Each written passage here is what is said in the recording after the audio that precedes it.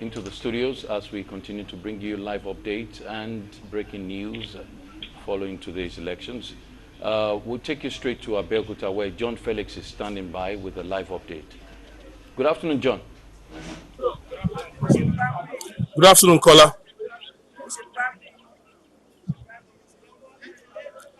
What a day it has been. Election day.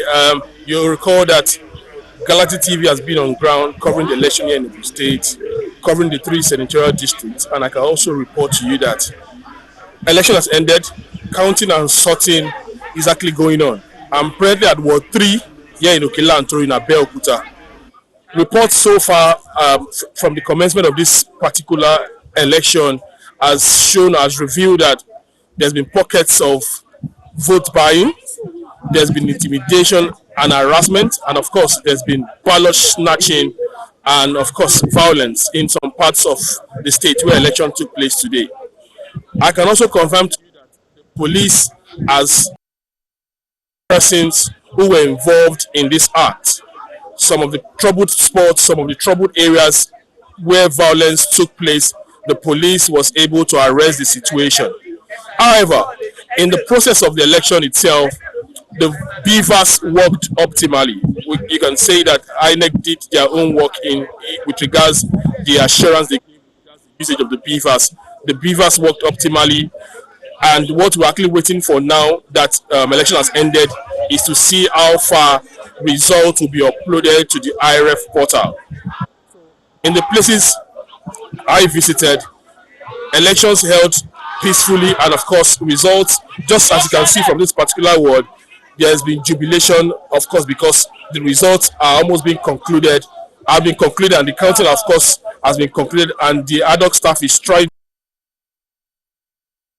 to announce the results to the voters who have waited from the commencement of this poll till this time.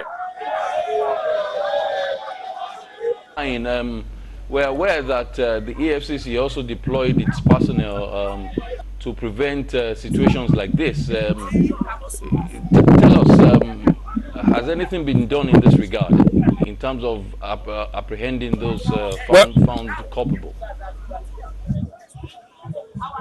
In the state capital, officials of the NDLEA intercepted some party agents, about 4, who had more like a card, a VEV card, a transaction card for would-be voters. So they are giving them assurances that you vote for my party, you take this voucher card worth of 10,000 naira in exchange, in return. You can also don't forget that this election is going on across the 236 ward of the state, and of course the numbers of the EFC officials on ground will not be able to get across to all these 236 ward, and of course even the hard to reach terrain.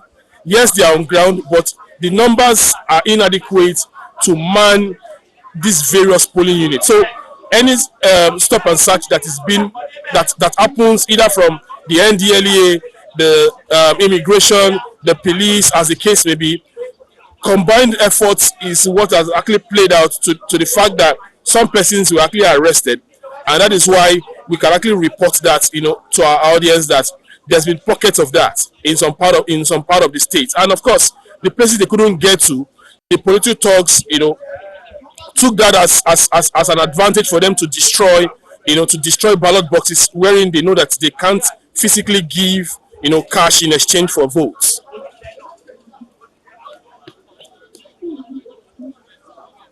That those who have been arrested will be prosecuted. Yes, that is why we have to take it a step further from it's beyond lip service. You recall that at the presidential election, the governor of the state was seen moving from a particular polling unit to another, and that is what has led to the fact that the CP has actually, of course, in his moving around trying to see to the elections, he paid attention to the equalities of the state, whereby the two leading governorship candidates are from the same local government, and of course, and that is where the crisis has actually started from. As far as this election is concerned in this state, whereby there's been reported cases of ballot snatching, there's been reported cases of intimidation and harassment of voters, and of course ad hoc staff too, who were trying to run for their own safety, who got injured. So the assurance from the police now is to ensure that those who have gotten injured, those whose vote would not count because they were destroyed, those whose efforts in ensuring that they exercise their franchise do not go in vain. The onus now lies on the police to ensure that they actually take this to the next level by ensuring that they see this case to a logical conclusion. It is beyond making arrest. It is the onus lies on them to ensure that they are being charged with court because, of course, it is a punishable offense. John, let me ask you to hold on a bit and let's go to Kaduna. Just before the collation of results started in the area where you are presently, did you notice any significant improvement in the turnout of voters across the areas you visited earlier today?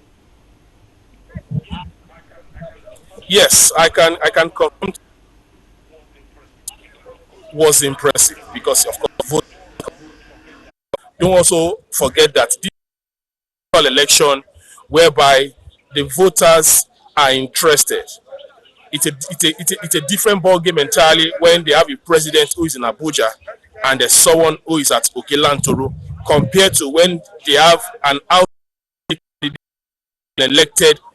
It's a grassroots thing, so the people want to hold the candidates accountable. They want to it's accountable, and that is why they've come out to exercise their franchise. And I believe that's why the numbers have been on the increase. We are hoping that for other parts of the state also, the result or the figures will actually remain the same because the numbers were impressive, and of course, at the point whereby results will be collated, these numbers will actually translate to what we have seen on the field.